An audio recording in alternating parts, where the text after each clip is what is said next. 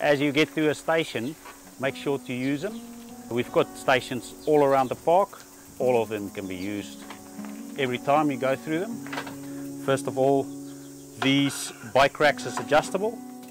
The pathogen that causes Kauri dieback disease, these little spores trapped in the soil. So we need to get all the soil off of the tires to make sure we're not spreading soil from other regions or other parks into our park.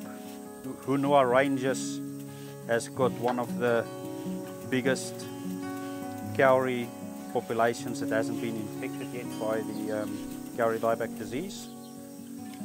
And make sure you get the sides of your tires always everywhere that you can see that there might be mud stuck in there, especially under the seats.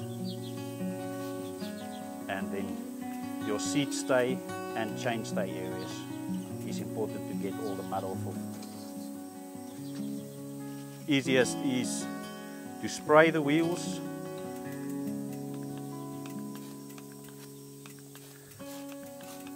Right around. You should always try and pre-clean your bikes at home, so when you get to the parks there's less chance of soil and contaminants entering the park. It's always a better idea to come with clean bikes. Make sure they're cleaned and then always stay on the trails. Your shoes is also important to make sure all the debris is brushed off your shoes and cleaned off. So same goes for the shoes. Spraying them, brushing them with a brush. Make sure getting all the nooks and crannies, especially if you're wearing cleats, and then you are all good to go until you get to the next station.